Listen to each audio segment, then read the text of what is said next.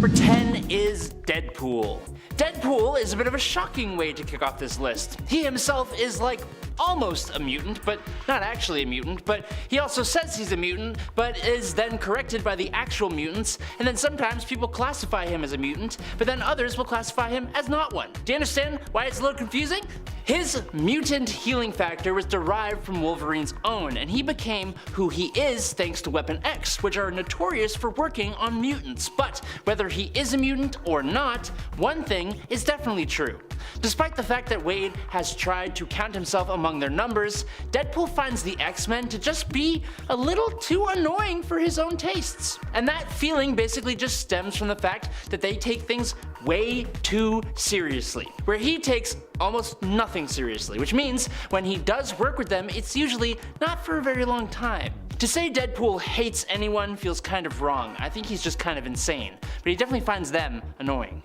Number 9, Black Bolt. The Inhumans are essentially a species of mutants created by the Kree experimenting on humans a long time ago. One of the ways the Inhumans came to be was through the Terrigen Mists.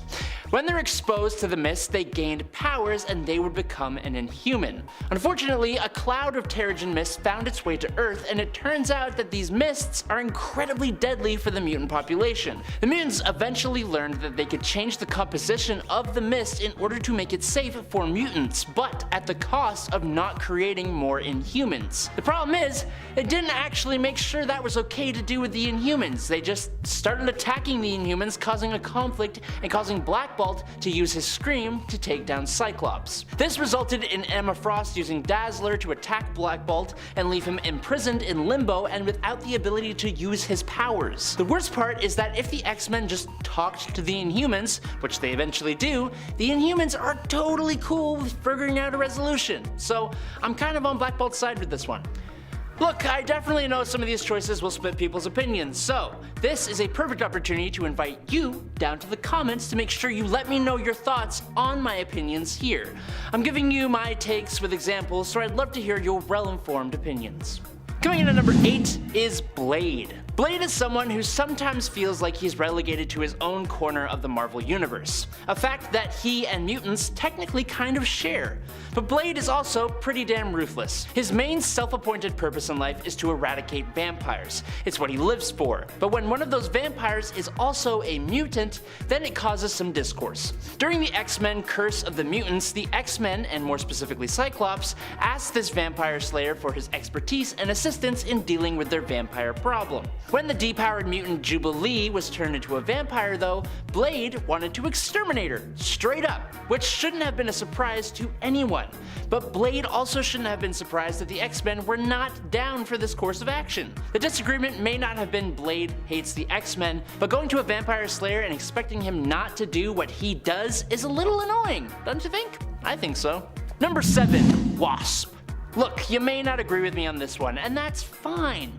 But I will source one point of evidence that Wasp does not have a favorable view of the X-Men and mutants in general. In Uncanny Avengers, which followed the X-Men vs. Avengers arc and ended with the passing of Xavier at the hands of Cyclops, Captain America decided that the best way to repair things was to put more mutants onto the Avengers and have the new team, led by Alex Summers, Havoc. That's Cap cherry-picking the best-looking mutants to represent them, but the addition of a few mutants to the Avengers under the ideology of a Professor X meant that some things changed around the Avengers mansion.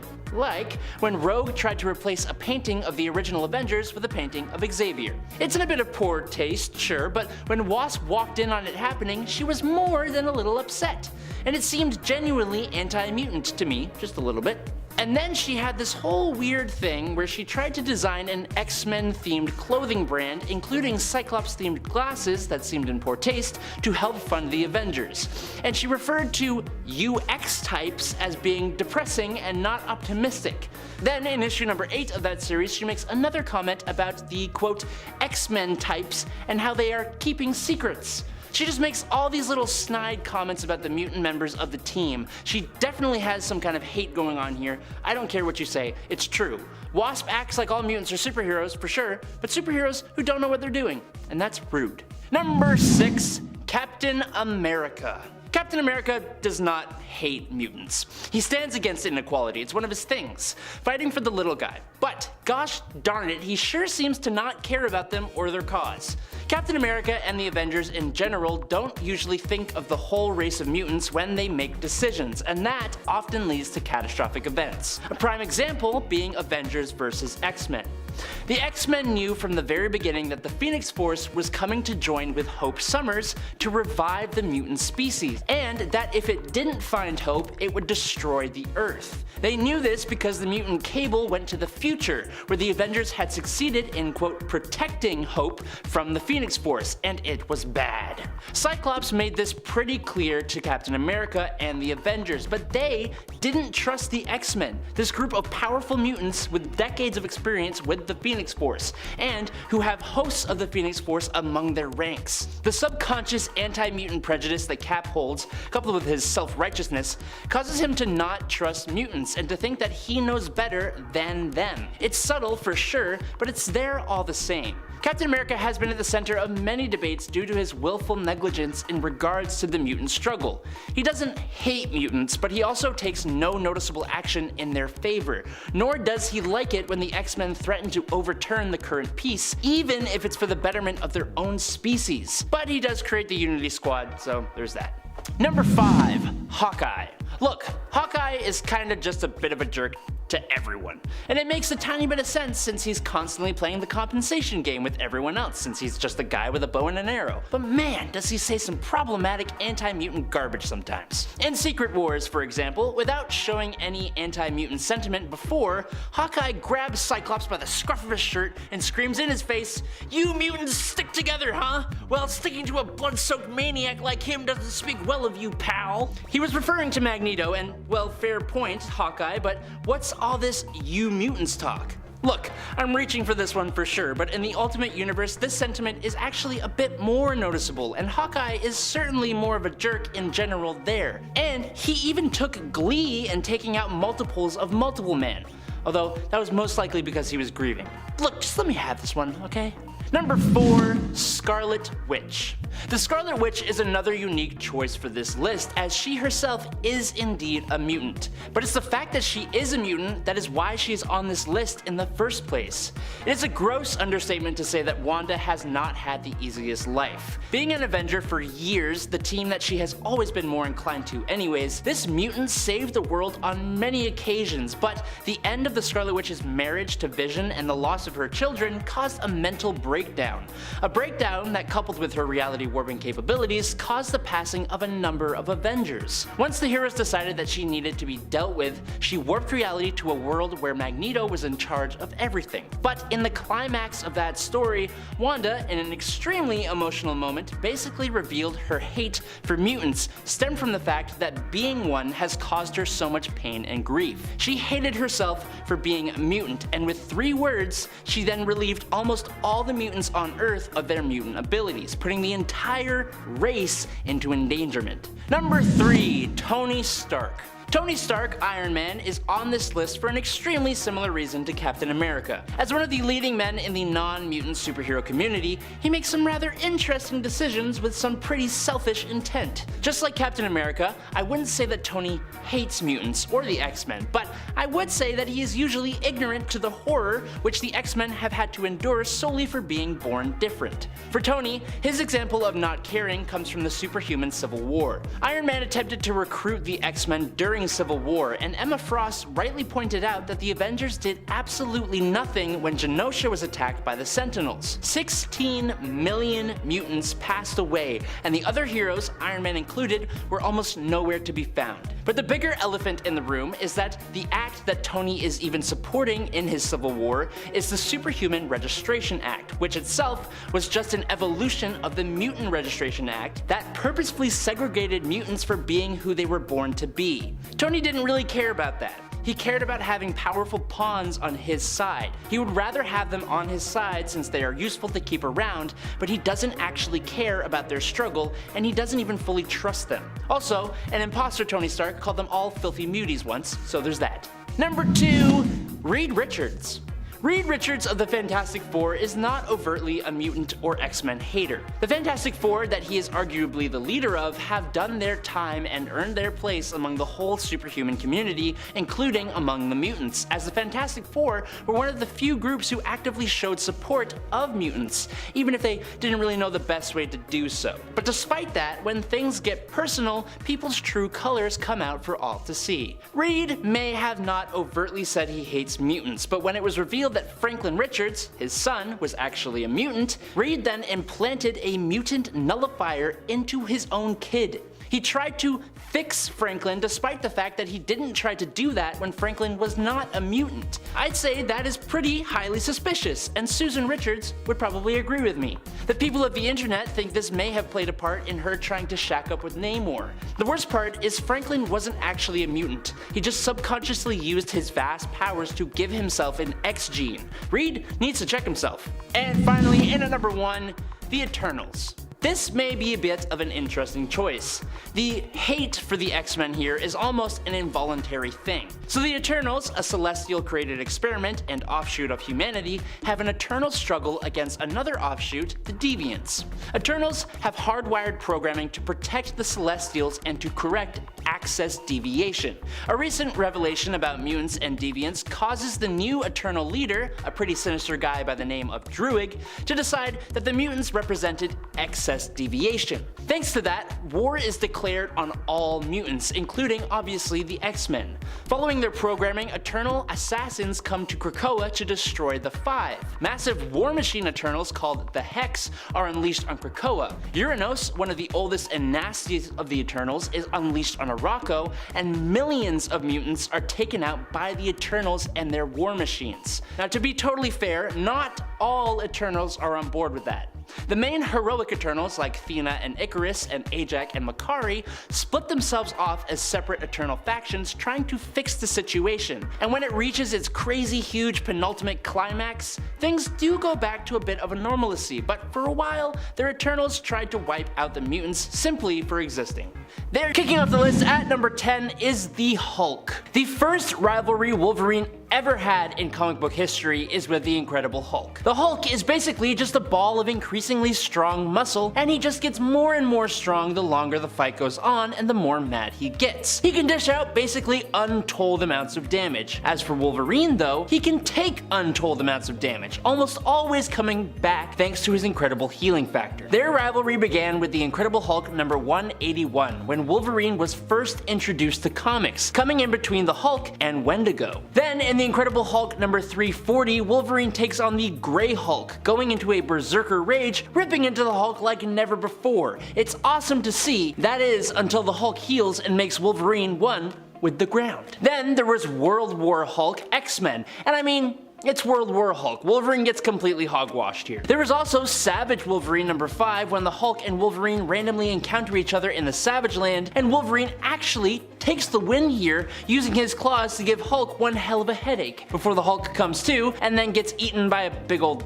fish. And that's just regular Wolverine and Hulk. These two have had so many encounters throughout the multiverse, we could probably do a whole video on just that. Number 9, Cyclops. Wolverine has had quite the luck with the ladies over his incredibly long history, but despite that, he couldn't seem to let one girl go. That girl was Jean Grey. Jean Grey has pretty consistently declined the advances of our short temperamental Canadian in favor of her boo, Scott Summers, the consistent leader of the X-Men, Cyclops. They just make for a better couple despite Scott kind of being the worst all the time. And Wolverine? He just can't stand that fact. He is pretty consistent, even to the point of being problematic with his advances towards Jean, despite her constant rejections. But Cyclops is not a pushover. He is a pretty strong-willed leader and not someone who takes behavior like Wolverine's lightly, which has led to many clashes between the two over the years. The pretty immature rivalry over their teammate, which has gotten bloody on way too many occasions, starts as a basis, but over their history, these two have butted heads over more important things. For example, there was a pretty serious difference of opinion in how the X-Men and the students of the school they are an integral part of should be led, causing the Schism story.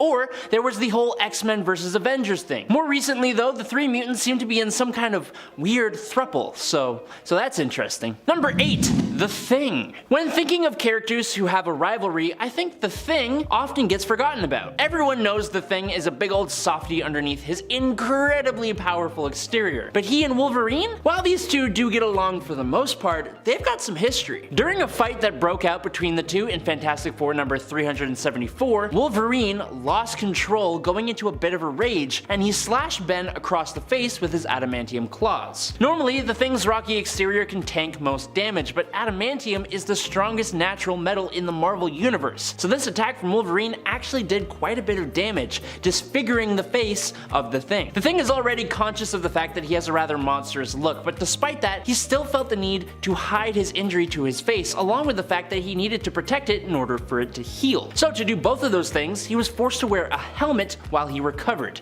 It was a whole thing. He continued wearing the Doctor Doom-like helmet until Fantastic Four number 385, when it finally healed, and in Fantastic Four number 395, The Thing even forgave Wolverine and the heroes began to move past it. But you never really forget someone who disfigured you.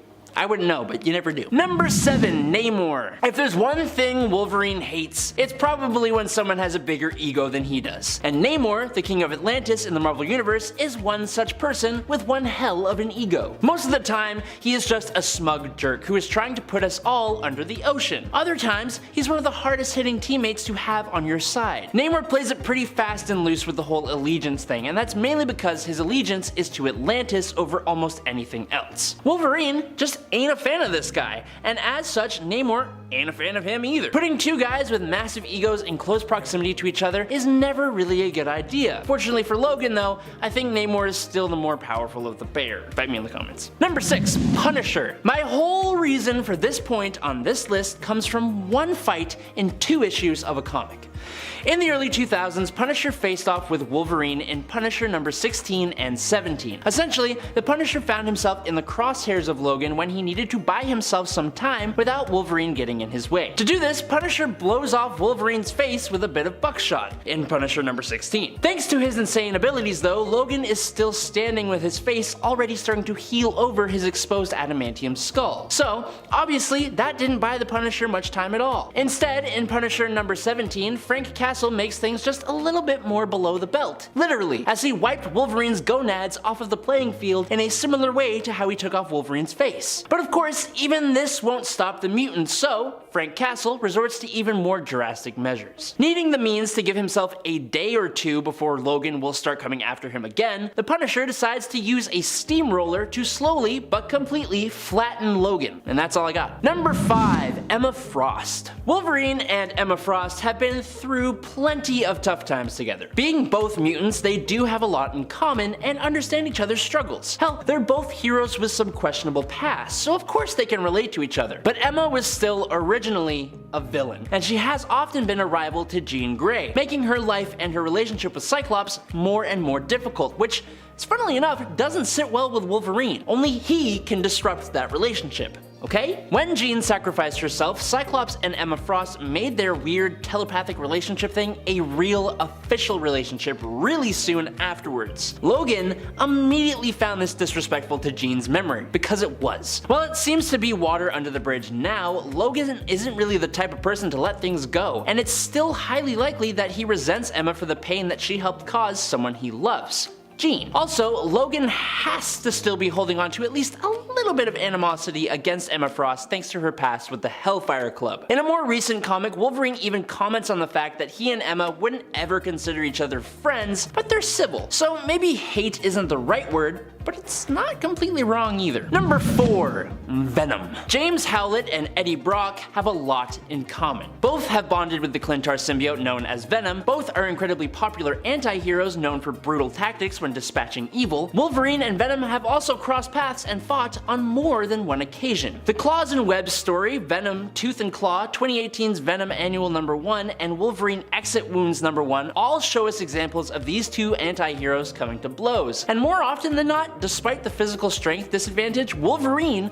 usually comes out on top, usually humiliating Venom. But at the same time, while it might seem like Wolverine and Venom despise each other given the number of times they fought, it was recently revealed in a Venom annual that Eddie Brock owes Logan for putting him on the path towards becoming an anti-hero. The issue flashed back to one of the earliest meetings between the two after Wolverine had taken victory over Venom. Logan relates how Professor Charles Xavier once gave a monster like him a chance to be better, and that he was now giving Venom the same thing, which helped to kickstart the anti-hero thing. So maybe they don't actually hate each other, but probably a little bit. Just a little smidge. Number 3, Deadpool. Look, these two may have worked together countless times in Weapon X and on X-Force, but that doesn't mean the Merc with the Mouth is a huge fan of Wolverine. Deadpool probably hates Wolverine more than anyone else on this list, but it's not for the same reason as anyone else here. It's actually because of jealousy. And in my eyes, I think that's born out of admiration, so if anything, maybe Deadpool actually loves Wolverine. But how do I know this? Well, in one storyline during Daniel Way's run, the two spent 3 or 4 issues trying to take one another off of the board, and that isn't necessarily out of character for either of them. But it was after Wade captured Wolverine that he starts to talk, revealing how much he actually hates the guy. Wade secretly feels that most people see him as just a poor man's version of Wolverine, so he continually has to prove that he's not that, but something better. Deadpool is one of those characters that we rarely see be serious, but this time, I actually kind of felt it. I think he was serious. Number 2, Beast. For the longest time, I actually thought Beast was one of the better heroes out there, but that's because I didn't know Beast apparently. Beast is a Dr. Hank McCoy is one of the 8 smartest people in the world, and being smart in comic books seems to be a pretty easy path to being morally dubious. Don't get me wrong, Wolverine isn't a Boy Scout by any stretch of the imagination, but he still holds his morals. Wolverine and Beast were actually friends. Beast stuck with Wolverine during the Schism event, and he was also on the side of the Avengers with Wolverine during the Avengers vs. X-Men. But despite that, in order to deal with external threats to the new mutant nation of Krakoa, Beast has taken a position as the chief of the intelligence agency X-Force, which has almost completely cost him his morality. McCoy has chosen some questionably authoritarian actions to guarantee the Krakoan sovereignty, like sabotaging the country of Terra Verde, squirreling away funds to open a space station prison, and interrupting one of Wolverine's resurrections to attach an obedience collar to send Wolverine on clandestine operations, all of which was kept secret from the rest of X-Force. This ticked off Wolverine, which in turn ticked off Beast even more. Beast sent Wolverine on a mission so that he would be captured for an auction that Hank attended, and then he literally showed Wolverine to the afterlife in order to resurrect Logan again in a primitive state and turn him into Weapon X. Then Beast sent him on more missions. Beast has become a literal villain, and he just keeps getting worse and worse as time goes on. But finally, in at number 1, Spider-Man. I can't lie, it's really fun to see Spider-Man and Wolverine work together, because you've got one of the most quippy, lighthearted, inspiring, and morally positive heroes teamed up with one of the most grumpy heroes in the Marvel landscape. The thing here is that while these two may clash, they are almost like brothers. I think of it like Wolverine as a big brother and Spider-Man as a little brother. Spider-Man and his snarky ways has a knack for getting under the skin of Wolverine's short temper. Well, he hits on MJ, and he's a little too stabby for Peter Parker's no-killing preferences. They've clashed a few times, but one takes the cake. It should be obvious, but you don't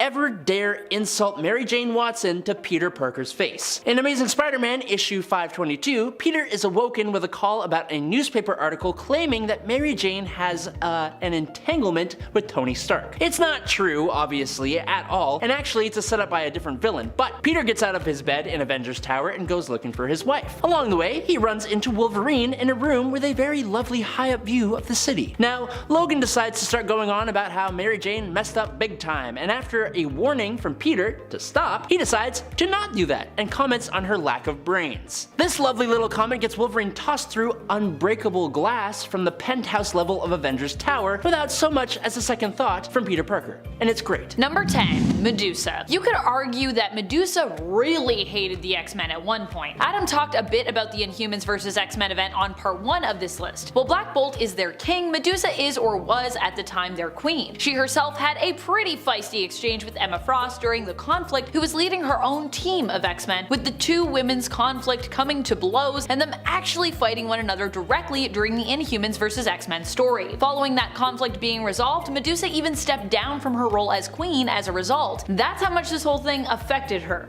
The conflict with the X-Men left her feeling as though she had failed her own people by leading them into this war. And friends, before we move on to our next spot on this list, if you love what we do here at Top 10 Nerd, why not show us you love us by clicking that subscribe button? Thank you. Number 9. War Machine. There was a time when War Machine actually led his own team of Sentinels against mutants, or at least to observe and track mutants, which is still pretty bad, honestly. Sounds shocking, right? But it's true. He was chosen to become the direct commanding officer of his own Sentinel squad. Most Sentinels, of course, don't need a commanding officer because they themselves are like AI robots, which are used to attack and target mutant kind. But in this case, the Sentinels in question were piloted armor. The squad was known as Sentinel Squad 1, ONE, and they were part of 1, which stands for Office of National Emergency. 1 was basically activated by the President of the United States following the events of M-Day. While Rhodey himself is not known for really hating mutants, his actions here were definitely antagonistic towards them, even if he didn't perhaps see it that way at the time or intend it to be like that. I mean, you know, to Rhodey he's just working with the government, but also, I don't know man, I feel like if you're watching mutants that's pretty messed up. Number 8. Doctor Strange. What? The X-Men and Doctor Strange have beef? When? How? Why? Well, we're not talking about Stephen Strange here, but former Doctor Strange, Clea Strange, the wife of Stephen. The sort of wife of Stephen. Sort of. It's complicated. Basically his longtime love interest, who he is separated from, but who every now and then comes back to remind everyone, you know, she's still his wife, even though that point kind of seems murky at best, and I don't think they were ever actually formally married, but you know, they do, or did, have rings. So, yeah. Clea during the Hellfire Gala of 2022 had some very tense moments with the mutants, not really specifically the X-Men as they stand now, but at least a former member of the X-Men, Emma Frost. Clea came to the gala and requested to speak to Emma in the hopes that she might be able to help her resurrect Stephen, who had recently died during the events of the death of Doctor Strange. It had just been revealed to the world that mutant kind had the power to basically bring back their dead, and Clea was basically hoping they might be able to help her in reviving Stephen. But, of course, Emma refused. Instead, actually suggesting that maybe Clea would be a better Sorcerer Supreme than her husband was. Now, despite this being technically a compliment, Clea did not take the response very well. She was actually pretty peeved. Number 7. Alpha Flight. After consulting with our resident Alpha Flight expert, Andrew, I learned that, as I suspected, Alpha Flight has had beef with the X-Men, mainly involving Wolverine. Despite the fact that Wolverine himself has been a member of Alpha Flight, the team have also constantly made attempts to kidnap Wolverine and take him back to Canada, because they basically have seen him as essentially government property. Well, that doesn't sound very polite or very Canadian-like to me as a fellow Canadian, but that's basically the tea there. Eventually, Wolverine and Alpha Flight would work things out, and currently they are on very good terms with the Knucklehead, but there was a time when they had a very real problem with the X-Men and some serious jealousy issues, it seems, in regards to their attachment to Wolverine, which I mean, I kinda get. Wolverine's pretty cool. If he was on my team too and he was like, "Hey, I'm leaving," I'd be like, "No, get back here." I don't know if I'd kidnap him though. I feel like that's not very nice. Shouldn't go around kidnapping people. Number 6. Miss Marvel. Carol Danvers, now known as Captain Marvel, has had a complicated history with mutant kind, to put it mildly. Initially, her powers were stolen by then mutant villain Rogue. Rogue didn't even really mean to actually steal Carol's powers per se, it was kind of just a result of her attacking Carol that this happened, because I mean that's what Rogue does, those are her powers, she like takes the power away from people, takes their life energy, and you know, at the time her powers were very volatile and uncontrollable. She since has come into her own and even has become a hero, and is actually more well known for being a hero than a villain at this point, I'd say. And while even after Rogue became a hero, many of her powers, to this day even, still came and come from Carol Danvers, who was then known as Miss Marvel, there has also been a history of friendship with Carol and the X-Men team. Professor X and the X-Men actually took Carol in after she lost her memories and her powers following her interaction with Rogue. And Carol actually fought alongside the X-Men as part of their team for quite some time, basically being an ally to them, despite not even being a mutant. But she has definitely had a big beef with Rogue in the past, and Rogue has been an X-Man. We cannot deny either of these facts, so hence why she's on this list. Number 5, the Fantastic Four. We discussed how much Reed Richards seems to dislike the mutants on part 1 of this list, and while Adam also touched upon all the times the FF have actually worked alongside the mutant team as their allies, as has Reed. Remember when he made Dazzler that super pocket radio? Super cool. The whole team has actually gone up against the X-Men multiple times. In fact, they have 2 miniseries that are kind of based around that idea. The first one is from the 80s, Fantastic Four versus the X-Men, pretty like on the nose there with the title, and the second is more recent from 2020, titled simply X-Men/Fantastic Four. But it's less about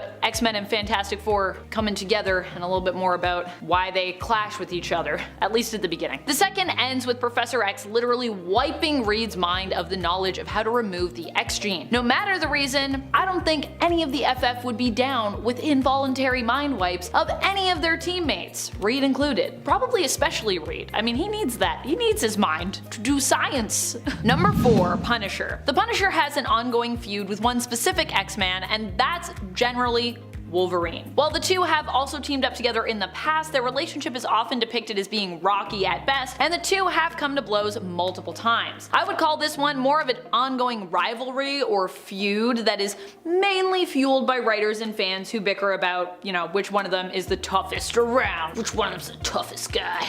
That's me being a fan that's just bickering about tough guys. Although I've definitely done that before and I don't sound like that when I do it. Or do I sound like that? Maybe I do. Personally, I would say Wolverine is tougher if I'm getting into that bickering argument debate with fellow nerds, both mentally and literally. But I also respect those who take Frank's side. After all, Frank is still a super tough person, and I'm not going to try to argue that he's not. Still really tough, so fair if you prefer Frank. Number 3, the Inhumans. We've now talked about Black Bolt and Medusa specifically on the channel, but the Inhumans in general kind of have good reason to hate the X-Men, thanks to mostly Emma Frost. Initially, the Inhumans were actually trying to cancel the feud with the X-Men in Inhumans vs. X-Men, also known by the short form name of IVX. Truly, this story was a little bonkers in regards to, making the conflict here make sense, but hey, if editorial comes to you and they say this is a story that has to happen, you kind of have to come up with some reason, so I don't even think we can blame creatives on this one, because I'm pretty sure this story came from editorial wanting it to happen, not creatives pitching it. The reason we were given here for this weird fight is that the Terrigen mists were released on Earth but ended up acting as basically a poison to the mutants. As such, the X-Men and mutant kind felt very targeted, and they did some not so cool things in response to try to hurt the Inhumans. Emma Frost led the charge and she pumped everyone up by staging a telepathic public death of Cyclops, which wasn't real, he had already died at that point, and this whole thing was blown out of proportion when the Inhumans initially actually tried to resolve this issue peacefully, but were attacked when they attempted to even extend an olive branch, which incited the war between the two groups. So while they didn't want to hate the mutants initially, that wasn't their goal here, it certainly did turn out that way by the end, or at least by the midway through the story. Though really, everyone turned on Emma when they learned how she'd manipulated them, the mutants, into fighting against the Inhumans, because yeah, not a great look for Emma Frost. Number 2, Hulk. Hulk is well known for his beef with Wolverine. I mean, Wolverine literally first appeared in a Hulk comic where, he was the villain, or at the very least he was the antagonist of that tale. Hulk also at one point attacked the mutants during World War Hulk. Granted, he had less of a beef with the X-Men than he did with their at one time mentor Professor X, who he wanted due to his connection with the Illuminati, because at that time the Hulk was like, the Illuminati messed up my life. But still, the fact that the X-Men were not involved in what had happened to Hulk on the planet Sakaar did not stop him from attacking other mutants initially. They basically had to shame Hulk into walking away in order to survive that fight, and even then Hulk seemed like he didn't really want to back down. And of course there have been other mutants in the past who have come to blows with Hulk besides, so it's not even the only time that this has happened or the only folks that have been affected. Number 1, Avengers. I mean, we touched on it a bit on part 1 of this list when Adam talked about Captain America and Iron Man. He even talked about another few Avengers as well that have beef with the X-Men and mutant kind in general on his part 1. If you want to know who exactly was included, I highly recommend checking it out, but I digress. You've probably heard of a little well-known event called Avengers vs. X-Men. This event stood to highlight some of the feuds between the two teams and their individual members that have been brewing for basically years. Chiefly though, the fight was over the Phoenix Force in terms of the story here. The Phoenix was returning to bond with, as the mutants believed, its current ideal host, Hope Summers. The Avengers wanted it gone. The two fought each other. Which now seems ironic, since although the Phoenix has long been linked to mutants and mutant-based stories, and the Avengers were very anti-Phoenix at that time, the Avengers now work with the Phoenix themselves, as the Force is currently bonded with Avenger member Echo. So, love how they thought about it and then they were just like, well, that's you know, now we're gonna use the Phoenix, now it's our buddy. Weird. I've said it before and I'll say it again, I was raised to believe that the word hate is a very strong word, so I'd more say that these are characters or groups who have actively had, in my terms, a strong dislike for the X-Men or mutants in general at one point.